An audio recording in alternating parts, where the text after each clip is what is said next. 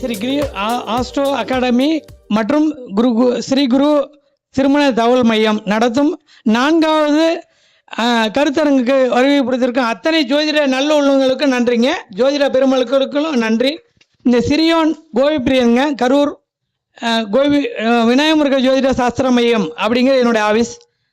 உங்கள் அனைவருக்கும் எனக்கு வந்துங்க இன்றைக்கி ஒரு தலைப்பு என்னென்னா வாஸ்து பற்றி பேச வந்திருக்கோங்க. ஏன்னா ஒவ்வொரு தடையும் எங்கன்னு தான் பேசுகிறேன், மாடர்ன் வாஸ்து பேசுகிறேன், ஜோதிடம் பேசுகிறேன், திதி கரண யோகம்லாம் பேசுகிறோம், யோகி அவையெல்லாம் பேசுகிறோம். எப்பயுமே போர் அடிக்கிறதுக்குன்னு எங்கள் கஸ்டமர் இன்றைக்கி ஒரு நண்பர் சொல்லிட்டார், இன்றைக்கி நீங்கள் போகும்போது அச்சய திருதி என்ன எங்களுக்கு தரப்போகிறீங்கன்னு கேட்டார். வாழ்க்கையில் வசந்தமாக வாழ்கிறதுக்கு நல்ல வாஸ்துவை தரப்போகிறப்பான்னு சொன்னேன். என்னங்க சொன்னேன்? இன்றைக்கி அவருக்காக தான் எப்படி தலைப்பு வேறங்க, பஸ்ஸில் வர எழுதினேன், இல்லாட்டி நான் எடுத்துகிட்டு வந்த தலைப்பு ஜோதிடம் பேசத்தான். அவர் சொல்லிட்டார், வேணாம், நாங்கள் நிறைய ஜோசியமாக பேசிகிட்டு இருக்காங்க, கேட்குறோம். நீங்கள் தயவுசெய்து 25 வருஷமாக கோயிலெலாம் கட்டிட்டு நம்ம சவுதியராக இருந்துட்டு நீங்கள் இப்போ வாஸ்துக்குள்ளே வந்திருக்கீங்க, நீங்கள் போய் வாஸ்து பற்றி பேசுங்க. வாஸ்து பேசுகிறவங்க வாசலை மட்டுமே சொல்கிறாங்க. உங்களுக்கு கோயிலே கட்ட தெரிஞ்சிருக்குது, நீங்கள் 10 கோயில் கட்டி கொடுத்துருக்கீங்க, நீங்கள் தான் சவுதியராக இருந்து கும்பேசம் பண்ணி வச்சிங்க, அப்போ வாஸ்தை பற்றி சொல்கிறதுக்கு பொருத்தமாக நீங்கள் தான் பொருந்துவீங்கன்னு சொன்னாங்க. அதனால் என்னுடைய அந்த நேயருக்காகன்னு வச்சுங்களேன், அந்த காலத்தில் நம்ம நேயர் உறுப்பாக சொல்லுவோம் இல்லைங்களா ரேடியோவுக்கு, அதுக்காக தாங்க இப்போ என்ன பண்ணியிருக்கோம் அப்படின்னா வாஸ்து பற்றி வளம் தரும் வாஸ்துன்னு நலம் தரும் வாஸ்துன்னு வச்சுக்கோங்க. நீங்கள் எல்லோரும் எங்கேருந்து வந்திருக்கீங்க, தூங்கி எழுந்திரிச்சு உங்கள் வீட்டில் இருந்து அகத்திலேருந்து வந்திருக்கீங்க, சம்பாதிக்கிறீங்க. ஜோதியப்படி நேரம் நல்லா இருந்தால் சுக்கரதசை நல்லா இருக்குது சம்பாரிச்சோங்கிறீங்க, குருதசை நல்லா இருக்குது நல்லா நான் சம்பாரிச்சோங்கிறோம், ராகு திசையிலையும் சம்பாரிச்சவங்க இருக்காங்க. ஆனாரப்பட்ட கேது திசையிலே இன்றைக்கி ஒரு முதலமைச்சரே யோகிநாத் குருஜின்னு அவருடைய கேது திசையில் தான் ஓடிட்டு இருக்கார் முதலமைச்சர். அதனால் எல்லா திசைகளுமே நல்ல திசைகள் தான். 9 கிரகம் இருக்குங்க. எங்கள் வீட்டில் கேட்பாங்க, ஏப்பா மூளை இருக்கா அப்படி கேட்டிருக்காங்க, அதை தப்புன்னா ஏங்க கேட்டாங்க, பதில் சொல்ல முடியுமா? எல்லாத்துலேயுமே நம்ம மக்களை வச்சுட்டு போயிருக்காங்க விஷயத்தை. இங்கே பாருங்க, இதுக்கு பேர் மூலமட்டம். ஒரு வீடு கட்டும்போது என்ன திருப்புவீங்க, இங்கே பாருங்க 12 இன்ட்டு எப்பயுமே தெரிஞ்சு வச்சுங்க. நீங்கள் எல்லாம் ஜோசியத்திலே இருக்கீங்க, ஜோதிடம் பிரதானம். அதை விட பிரதானம் நீங்கள் இருக்கிற வீடு, உங்களை வாழ வைக்கிற வீடு. நீங்கள் தூங்கி எந்திரிச்சு வரக்கூடிய இல்லம் நல்லாட்டி என்ன நீங்கள் சம்பாதிங்க, 1 பைசா மிஞ்சாது. என்ன மிஞ்சாது? நல்ல குடும்பம் கிடைக்காது, நல்ல வாரிசு கிடைக்காது, நீங்கள் நிம்மதியாக இருக்க முடியாது. முதல்ல நீங்கள் இருந்துட்டு என்ன பேரை வச்சுட்டு போக போகிறீங்க? நீங்கள் என்ன, அதான் சொன்ன 1000 காலம் வர வேண்டிய கல்யாணம் மட்டும் இல்லைங்க, நீங்கள் கட்டி கொடுத்துட்டு போகிற வீடு கூட 1000 தலைமுறை வாரும். என்ன வாழுங்க? அதுக்குதான் 16 பொருத்தம் பார்த்து கல்யாணம் பண்ணி சொன்னாங்க. 16 பெற்று பெருவாழ் வாங்கன்னு வாழ்த்துனாங்க பெரியவங்க. இவங்கள மாதிரி இருக்கவங்க, நம்மள மாதிரி இருக்கவங்க என்ன சொன்னாங்க, வீட்டுக்கு 15 பொருத்தம் இருக்கு, தாராபலனை சேர்த்து நீங்கள் தான், அதான் 16வது பொருத்தம். அதுக்கு பேர் என்ன தெரியுங்களா? கர்ப்பத்தில் தாய் நம்மளை தாங்குறா, அதுக்கு பேர் கர்ப்பம் ஆகிட்டாங்கன்னு சொல்கிறோம், நம்மளை தாங்குறாங்கன்னு சொல்கிறோம். உங்களுக்கு ஒரு விஷயம் தெரியுமா, நீங்கள் எல்லாம் மறந்துட்டீங்க. ஜோதிடத்தில் மனையடி அப்படின்னு முதல்ல என்ன தெரியுமா வரும்? கர்ப்பம்னு போட்டிருப்பாங்க. எதுக்காவது அதுக்கு ஒரு புண்ணியமான விஷயம் கிடைக்குமா? யோசிச்சு பாருங்க. அதுக்கு தான் கர்ப்பம், ஆதாயம், விரயம், திதி, யோகம், நட்சத்திரம், வாரம். இங்க பாருங்க, அதுக்கு ஆயில் வச்சு வீட்டை போட்டான். என்னங்க போட்டான் சொல்லுங்க பார்க்கலாம், யாருக்காவது தெரியுதா? எல்லாம் மறந்துட்டோம். நாங்கள் என்ன பண்ணிட்டோம், நம்ம எல்லாரும் சம்பாதிக்கிறோம். நான் நல்லா திசை நல்லா இருக்கு சம்பாரிச்சேன், ரைட்டு. இதுக்கு முன்னாடி கூட ஒரு நண்பர் பேசினார், தம்பி நான் முன்னாடி சூப்பராக இருந்தோம், இப்போ கொஞ்சம் விழுந்துட்டேன், ஆனாலும் என் கர்வம் போலனார், ஆனால் இப்போ நான் குறைச்சிக்கிறேன் தம்பினார். அவர் வெளிப்படையாக பேசினார், நல்ல மனிதர். ஏன்னாங்க அது காரணம் உண்மையை சொல்கிறார், எந்த விதமான இதையும் வச்சுக்கல அவர். ஆனால் ஒன்றே ஒன்று தெரிஞ்சுங்க, வாழ்வதும் வீழ்வதும் வீடுனால மட்டுமே. புரியுதுங்களா? உங்களுக்கு அனுபவப்பட்டா தெரியும். இன்னைக்கு யார் இன்னைக்கு தூங்காமல் வந்தீங்க, அவங்க சொல்லுங்கள். இன்னைக்கு தூக்கம் இல்லைங்க, தூங்க முடியல அப்படின்னு சொல்ல முடியுமா? வீட்டோட அளவு போய் உள்ளளவு பாருங்க, 15 அடி இருக்கும்.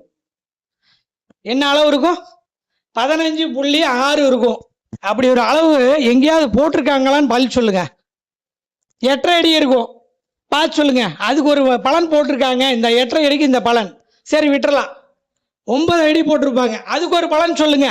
எங்கேயா 9 அடிக்கு பலன் எந்த நூல்லையா அது இருக்கா? நம்ம ஆளுங்க சொல்றாங்க அதான் சரியா போச்சுப்பா. என்னையா சரியா போச்சு? ஏன் உன்னால செஞ்சு தர முடியல? 10 அடி, 11 அடி, 8 அடி, 16 அடி, 17 அடி தான் அங்கே நூலில் இருக்குது. நீ ஏன் வைப்பியா? நீ எப்படி வைப்ப? எப்படி வைக்க முடியும்? முடியவே முடியாது. உன்னால் ஒழுங்காக செஞ்சு தர முடியலன்னு வேணால் சொல்லு. வாஸ்து இருக்கணும். எப்பயுமே தாய்மொழி என்ன தெரியுங்களா? வீட்டில் இருக்கிற கர்ப்பம் ஆதாயம் வரையும் நம்ம இப்போ பேசணும் இல்லைங்களா? யாராக இருந்தாலும் வெறும் வீடு மட்டும் அளவு போட்டு 32க்கு 30 கட்டினேன், ரைட்டு. அதுக்கு என்னையா ஆதாயம் வரையும், என்னையா நட்சத்திரம், என்னையா திதி, அந்த வீட்டுக்கு என்னையா ஆயில். உங்களுக்கு மனிதனுக்கு இருக்கக்கூடிய ஆயில் மாதிரியே வீட்டுக்கு ஆயில் இருக்குங்க. நிர்ணயம் பண்ணி தான் கட்டி கொடுத்தோம். அந்த காலத்தில் சின்ன மண் வீடு, மண் குடிசை மாளிகையாக மாறிச்சு. எப்படி மாறிச்சு? சரியான நம்ம மக்கள் அத்தனை பேரும் மனடிக்க சாஸ்திரம் பார்த்தாங்க. இப்போ எதை பார்க்குறீங்க? எந்த சாஸ்திரத்தையும் யாருமே நம்ப மாட்டேங்கிறீங்க. எதை சொன்னாலும் விதண்டாவாதான். அதனால நீங்கள் எல்லாம் வீணாக தான் போகிறீங்க. எங்கே நல்லா நடக்குது? ஏன் ஏற்றுக்க மாட்டேங்கிறீங்க? பெரியவங்க சொன்னாலும் கேட்கறதில்ல, கட்டிலிருந்து உணர்ந்தவர்கள் சொன்னாலும் கேட்கறதில்ல. நம்மளா பண்ணிக்கிறோம். கேட்டால் என்ன சொல்ல? நான் பல கோடி போட்டு கட்டியிருக்கோம் வீட்டை, ரைட்டு. வாஸ்துக்காரருக்கு என்ஜினியர் பார்க்குறாருன்னா வாஸ்துக்காரர் இருக்கணும்ல. எங்கே போனார் அவர்? ஏன்னா எப்போ அந்த கஷ்டம் தெரியுங்களா? உங்கள் வாழ்க்கையில் இங்கே பாருங்க, இந்த மாதிரி ஒரு டிகிரி போட்டு வீட்டை கட்டுறோம்னா முதல்ல மூளை மட்டும் இருக்கணும். அதுதான் மூளை இருக்கான்னு கேட்டான். அந்த மூளையை தான் இந்த மூளையெல்லாம் சொன்னாங்க. தப்பாக செஞ்சால் மூளை மட்டம் இல்லாத வீடு எந்த காலத்துலையும் முன்னுக்கே வராது.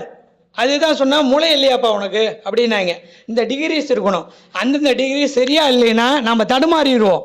அதுக்கு தான் எங்கேயுமே வீட்டை என்ன மட்டமான ஒரு இடத்த கூட நம்ம மட்டமாக இருந்தால் கூட சரியாக பண்ணி தரணும்னு தான் மூலம் போட்டு சதுரிச்சோம்.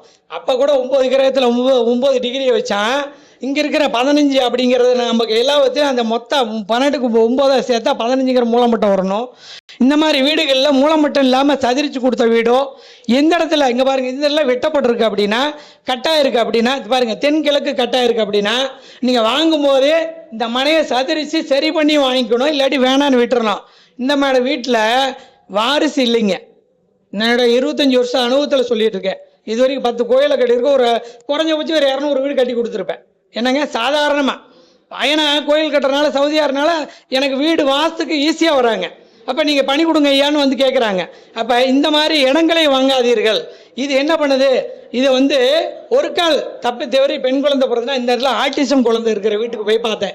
இந்த இடத்துல குறைபாடு, வீடு வாஸ்துப்படி கட்டியிருக்காங்க. ஆனால் மொத்த மூலமட்டத்தில் இந்த இடத்துல காம்பவுண்டில் போய் பார்க்கும்போது இந்த இடத்துல இல்லை. தென்கிழக்கில் பெண்ணுக்கு தான் ஆட்டிசம் பாதிக்கப்பட்டிருக்கு, ஆண் வெளியே போயிருக்கார். அதே மாதிரி இது பாருங்க, இன்னொரு வீடு தென்கிழக்கில் தென்மேற்கு கட்டா இருக்கிற இடம் காலி இடம் தெரிஞ்சுக்கங்க. நான் அதுதான் உங்களுக்கு போட்டு வீடுன்னு போட்டிருக்கேன். இது ஃபஸ்ட்டு, இது செகண்டு. இந்த தென்கிழக்கில் பாதிக்கப்பட்ட வீட்டில் கணவன் மனைவி வாழ்க்கை அவங்களுக்குள்ள போராட்டமாக 2 பேரும் பாதிப்பாகவே இருக்காங்களே தவிர நல்லவங்க தான் 2 பேருமே. ஆனால் முன்னேற்றம் இல்லை. அவர் எல்லா தொழிலையும் இழந்துட்டார். அவருடைய தொழிற்சானத்தில் வேலை இழந்தார், தன்னுடைய முன்னேற்றத்தை இழந்தார். இப்போ 2 பேரும் டைவர்ஸில் வந்து நின்றுட்டுருக்காங்க. நான் சொன்னேன் இதெல்லாம் இல்லை, நீங்கள் 2 பேருமே நல்லவங்க தான். முதல்ல சொந்த வீடை பிடிச்சிட்டு கட்டிட்டு அழுவ வேண்டாம், வீட்டை மாற்றுங்க. இப்போ அந்த வீட்டை மாற்றி போய் ரொம்ப நல்லா இருக்காங்க. அதே கணவன் மணி தான் டைவர்ஸ்க்கு போயிருக்க வேண்டியதானே? ஏன் போல? வசிப்பிடம் பாருங்க. அதான் சொன்னால் தாய், நமக்கு தாய் மண்ணுன்னு ஒன்று சொல்கிறோம், பூமி தாய்ன்னு சொல்கிறோம். நமக்கு தாய் அப்படிங்கிறது அந்த பூமியை தான் சொல்லியிருக்காங்க முதல்ல. அப்புறம் தான் நம்ம அப்பா அம்மா. அதுக்கு எப்படி ஒவ்வொரு மாதம் வளகாப்பு பண்ணுறோமோ, இடையில வளகாப்பப்போ எத்தனை மாதம் பண்ணுறோமோ அந்த மாதிரி இந்த வீட்டுக்கு பாலக்கால் போட்டால் கூட பெண்களை தான் எடுத்துக்கிறீங்க நீங்கள். இந்த ஆம்பளை கொண்டாந்து பாலக்கால் புடியா, கொம்பை புடியானா, யோ வெளியே போயா. பொம்பளைங்க அதில் யார் நல்லா வாழ்ந்தாங்களோ அவங்க தான் பொண்ணு ஏன் கூப்பிட்றோம்? இதெல்லாம் நம்ம முன்னோர்கள் கரெக்டாக உணர்ச்சி வச்சுருக்காங்க, நம்ம தான் சரியாக பயன்படுத்துறதில்ல பாருங்க. அதே மாதிரி இதில் அமைப்புப்படி ஒரு சில விஷயங்கள்லாம் என்னென்னா, இயற்கையாகவே அருகு போல் தளர்த்து ஆள் போல் வேண்டி நம்ம இன்றைக்கி இருக்கிற அச்சயப்படுத்துகிற மாதிரி அல்ல குறையாத செல்வமாக வாழணும்னா வீடு வாஸ்துப்படி இருக்கணுங்க, அளவுப்படி இருக்கணும். காம்ப்ரமைஸ்க்காக நான் 15 அடி 15 அடி 16 அடிக்கு பேசணுன்னா பேசவே பேசாது, எந்த நூல்லையும் இல்லைங்க. அதனால் எல்லாத்துக்குமே முதல்ல மனைடி சாஸ்திரம் இருக்கணும். அதுக்கு நம்ம அதெல்லாம் சொன்ன சிம்ம யோனி அப்படின்னா சிம்மம் மனன்னு அர்த்தம், கருட யோனின்னா அது கழுகு மனன்னு அர்த்தம். அதே மாதிரி நம்ம சொல்லுவோம், என்னப்பா அதில் கஜயோனி போட்டு வச்சுருக்கேன், அது யானை மாதிரி செல்வாக்க தரும் யானை அர்த்தம். அதுலேயே ஆயில் நிர்ணயம் பண்ணி வச்சுருக்காங்க. இத்தனையும் நம்ம முன்னோர்கள் எல்லாத்துக்கும் சொல்லி கொடுத்துருக்காங்க, நம்ம யாரும் கடைப்பிடிக்கிறது இல்லைங்க. தயவுசெய்து யாராக இருந்தாலும் வாஸ்து சாஸ்திரம் பார்க்கறது, அதுக்கு வந்து நமக்கு வந்து இயற்கையாகவே 3ஆம் ஸ்தானம் தாங்க வாஸ்து. அந்தந்த பொருள்கள் அங்கே இருக்கணும். இப்போ பாருங்க, ஒன்றும் இல்லை, இப்போ மாடிப்படி வேணும்னு கேட்குறோம், இப்போ எல்லா பக்கமும் மாடிப்படி போட்டுட்ருக்கோம். அப்படிலாம் இல்லைங்க. நீச பகுதியில் மாடி, இந்த பாருங்க, இந்த வீட்டை பாருங்க, நீச பகுதி வடமேற்குல மாடிப்படி. ஆனால் அதை எப்படி போடுறோம் அப்படின்னா, இங்கே பாருங்க, இடத்துக்கு ஏறி நம்ம சௌரியத்துக்கு ஏறி இப்படி வந்து இப்படி போகிறோம். அந்த வீட்டில் கடன் தீர்றதில்லை. பூமியோடைய அச்சு 23.5 வந்து ஈசானத்தில் தாழ்ந்துருக்கு இல்லையா, பள்ளமான பகுதின்னு சொல்கிறோம். அப்போ ஒரு வீட்டில் எங்கே ஏறி எங்கே போய் கீழே வரணும்னு இருக்குது.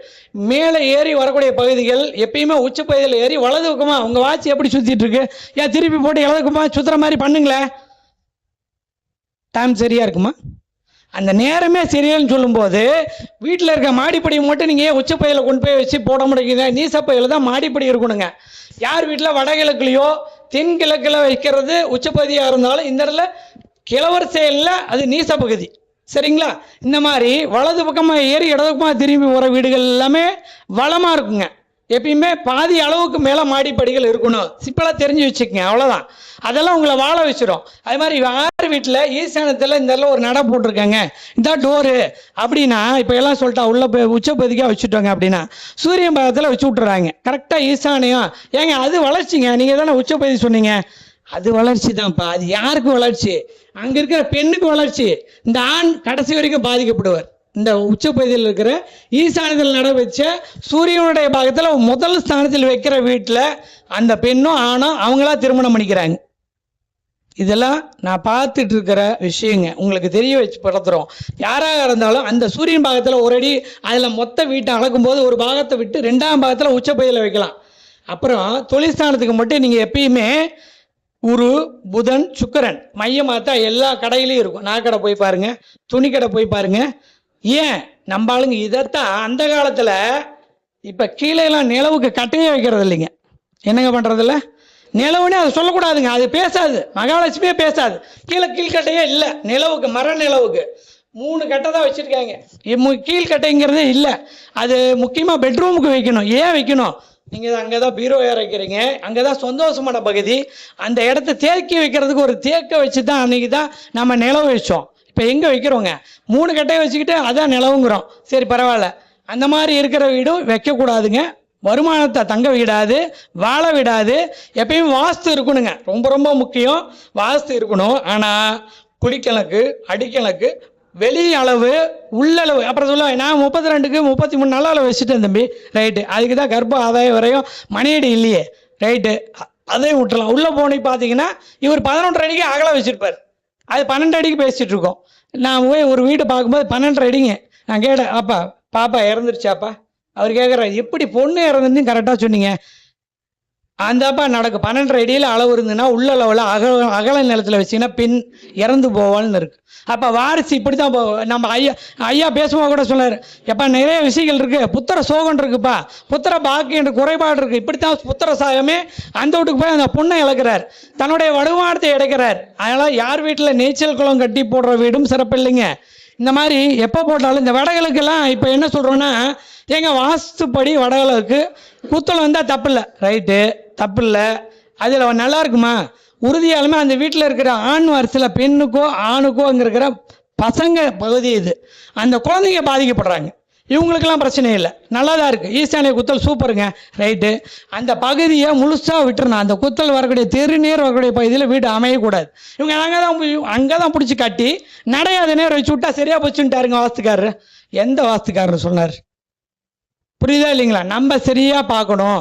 அது வளம் இல்லை, பலம் இல்லை, அந்த குழந்தைகளுக்கு தான் பாதிக்குது. அவன் படிக்கலன்னு நம்ம உதைக்கிறோம், அந்த குழந்தை சரியில்லைன்னு நம்ம பேசுகிறோம். அந்த மாதிரி விஷயங்களை தயவுசெய்து தவிர்த்துக்குங்க. அந்த மாதிரிலாம் இல்லவே இல்லை. அந்த பகுதி முழுக்க விட்டுட்டு கட்டணும், வேற ஒன்றும் இல்லை. அந்த நிலம் வாங்கியே தான் ஆகணும். பரவாயில்ல வாங்குங்க, அது முழுக்க அந்த ரோடு வந்து நமக்கு 20 அடி வருதா 30 அடி விட்டுட்டு வீட்டை கட்டுங்க, 100% நல்லாயிருக்கும். நம்ம என்ன பண்ணுறோம், அதில் நேருங்க ஒரு கடை கட்டிட்டா சரியாக போகணுன்னு சொல்லிட்டாருங்க. இந்த இடத்துல கடை கட்டிவிட்டா வடகிழக்கில் எங்கே சொல்கிற பூமியோடைய பகுதியில் 23.5 டிகிரி கீழே குழியாக பள்ளமாக இருக்குன்னு சொல்கிறாங்கன்னா, சயின்ஸ் கார்ஸ்பி கதிர் அந்த ஒவ்வொரு வீட்டுக்கும் ஈசானிய பகுதியில் தான் பிரதிபலிக்கும். நாம் பிடிச்சி மரம் வைக்கிறோம், ஈசானத்தை பிடிச்சி இடம் ஒரு அடி கூட விடாமல் கட்டி வச்சிடறோம், ஈசானத்தை அடைச்சிடறோம். நீங்கள் என்ன சம்பாரிச்சாலும் 5 பைசா தங்காது, திரும்ப கடன் வந்துக்கிட்டே இருக்கும். முழு இடம் கொடுத்துரும். 30க்கு அப்படின்னா 30க்கு 40 வீட்டை கட்டுறோம். எப்பயுமே வடக்கு கிழக்கு காலி இடங்கள் அதிகமாக போட்டோம். அப்பா மாதிரி பாதுகாப்பு யார் தெரியுங்களா? ஒரு குடும்பத்தில் அப்பா. அதைத்தான் நான் என்ன வச்சுருக்கேன்னா, சூரியன் தந்தைக்காரன் காம்பவுண்டுக்கு சமங்கிறோம். வெளியளவுகளை பார்த்து நம்மளை பாதுகாக்கிறது. வீடு மட்டும் கட்டிட்டா மட்டும் நல்லா இருக்காது. கட்டாயமாக காம்பவுண்ட் போடுற அளவுக்கு இடம் விட்டு கட்டுங்க. எப்பயுமே வடக்கு கிழக்குகள் வந்து அதிக காலி இடங்களை விடுங்க, நல்லா வாழ்ந்துருவீங்க. பிடிச்சி கிழக்கையும் தெற்கையும் மேற்கையும் காலி இடம் அதிகமாக இருக்க வீட்டில் என்றைக்குமே நிம்மதி கிடையாது. வருமானம் மிஞ்சவே மிஞ்சாது. புரியுதுங்களா? இதெல்லாம் சாதாரண விதிகள். நம்ம என்ன பண்ணுறோம், இல்லைங்க இந்த இடத்துல வீடு கடை போடலான்னு தான் இங்கே வீட்டை கட்டி அங்கே போடலான்ட்டு வந்தோங்க.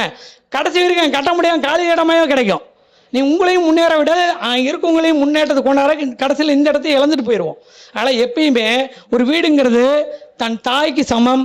வாஸ்துப்படி நீங்கள் உங்கள் அப்பா அம்மாவுக்கு சாப்பாடு போட்டு எப்படி கரெக்டாக பார்த்துக்கிட்டிங்களா நல்லா இருப்பீங்களோ அதன்படி இந்த வீட்டில் வாஸ்துங்கிறத சரியாக வச்சு ஃபாலோ பண்ணி செஞ்சிங்கன்னா வாழ்க்கையில் என்ன ஜோசியம் ஜாதகம் இதெல்லாம் எப்பயுமே நம்ம பார்த்துட்ருக்கோங்க. சரியாக போய் சிறப்பாக நீங்கள் கடைசியில் போய் உங்கள் வீட்டில் தான் தங்குவீங்க, அந்த வீட்டில் தான் தூங்குவீங்க, அங்கே தான் உங்களுடைய வாரிசுகள் வளரும், அங்கே தான் குடும்பம் நடத்துவோம். நம்ம ஜோராக முன்னுக்கு வர்றது மாலை மறை கிடைக்கிற இடங்கள் எல்லாமே உங்களுடைய வீடு தான். அது சரியாக இருக்கணும். தாயின் மடி சரியாக இருந்தால் தாலாட்டு பாடி சீராட்டா சீரும் சிறப்பமாக நம்ம வாழலாங்க. ஆனால் எப்பயுமே வாஸ்து ரொம்ப ரொம்ப முக்கியம். அதில் நமக்கு ரொம்ப முக்கியமாக பாருங்கள், இப்போலாம் இன்னொரு வேலை பண்ணுறாங்க. யார் வீடாக இருந்தாலும் அவர் வடகிழக்கில் போர் போட சொன்னாருங்க. இந்த பாருங்கள், இந்த இடத்துல போட்டிருக்கோம். இது தப்புங்க. எப்பயுமே இந்த மூலப்பட்ட இது வீடுன்னு கணக்கு வச்சுக்கிட்டிங்கன்னா அந்த சாய் வச்சில் இந்த கார்னரில் கட்டாயமாக போர் போடாதீங்க. வெளிப்பக்கமாக இருந்தாலும் சரி உள்படம் தான். இப்போலாம் அஸ்திவாரத்திலே போட்டு விட்றாங்க. இதெல்லாம் என்ன இது, அந்த அஸ்திவாரத்தை ஆட்டம் பண்ணி வச்சுரு. இங்கே இடத்துக்குள்ளே தான் போட்டிருக்கேன், இடம் இல்லைங்க. நான் பேஸ் மட்டத்தில் போட்டிருக்கேன், வடகல்ல போட்டிருக்கேன். அது வீடு விற்கப்படும். இல்லாட்டி கடலில் கடைசி வரை கடல்லையே இருப்பார். எக்காரம் கூட கடல்லேருந்து வெளியே வரவே முடியாது, மீள முடியாது. இன்னொருத்தர் கூட பண்ணிட்டார், இந்த இடத்த விட்டுட்டார். இந்த கொஞ்சம் இடம் விட்டுங்க, மேலே மட்டும் விட்டு கீழ்ப்பகுதி இந்த இடத்த விட்டு கட்டாயி போச்சு. ஈசானியம் வாங்கினார். 3 வருஷத்தில் எல்லாத்தையும் இழந்துட்டு வெளியே போயிட்டார். அதனால் எப்பயுமே ஒரு வீடுங்கிறது இது பாருங்கள், இந்த கார்னர் இன்னொருத்தர் வீட்டை போய் பார்க்குறோம், தென்மேற்கில் போர் போட்டிருக்காங்க. நான் கேட்டேன், தம்பி இந்த வீட்டில் ஊனமான ஒருத்தர் இருக்காரா அப்படின்னு. எங்கள் அப்பாவுக்கு தான்ப்பா கால் ஆக்சிடென்ட்டுன்னாங்க. தென்மேற்கில் போர் எப்படிங்க? அது வந்து என்ன சொல்கிறாங்க, ஏங்க விவசாயத்திலலாம் போட்டு வச்சுருக்காங்களே, போடுங்க, அது விவசாய பூமி. நீ தினம் போய் இங்கே தூங்குறிய, தங்குறிய, வசிக்கிறிய, உன்னுடைய உயிர்ஸ்தானம் இல்லையா? அந்த வீட்டுக்கு ஒரு அளவு போட்டிருக்கோம்ல, அங்கே ஆயில் போட்டிருக்கோம்ல, ஏன் ஆயில் வீட்டுக்கு போடுறீங்க?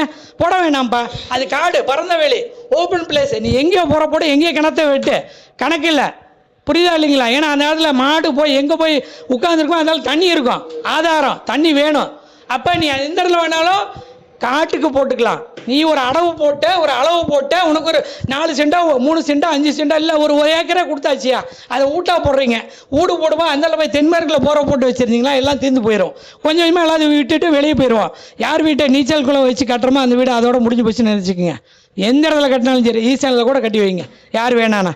அதெல்லாம் இல்லைங்க. ஒரு சில இடங்கள் ஏன்னா அங்கே இருக்கிற அந்த கதிர்வீச்சுக்கள், அந்த கொஞ்சம் கொஞ்சமாக இந்த கழிவுகள், நான் போய் அங்கே தானே குளிக்கிறோம், அதெல்லாம் நம்மளை பாதிச்சிருது. ஏன்னா உங்களுக்கு எல்லாம் பொதுவாக சொல்லிடுறாங்க, ஏங்க அக்னிமலையில் செப்டி டேங்க் போடக்கூடாது, ரைட்டு ஓகே சரி. அதே மாதிரியே தென்மேற்கில் செப்டி, இதெல்லாம் இப்போ நிறையா பக்கம் நீங்கள் கேட்டுட்டீங்க. நான் அதை பற்றி சொல்ல வரல, புரியுதா இல்லைங்களா? அடிப்படையில் தேவையான விஷயங்களையே நீங்கள் சரியாக செஞ்சுக்கிறதுக்கு முதல்ல ஒரு வீட்டுக்கு மனையடி இருக்கணும். என்ன இருக்கணுங்க? அதுக்கு தான் வயசு. நமக்கு மாதிரி ஜாதகம் அந்த வீட்டுக்கு 16 பொருத்தங்கிறது 15 பொருத்த அளவுகள் புலிக்கணக்கில் இருக்கும். ஒரு பொருத்த தாராபலனா இருக்குன்னா 16 பொருத்தம். அதை வச்சுதா 16 பெற்று பெருவாழ் வாழ்கன்னு சொன்னாங்க.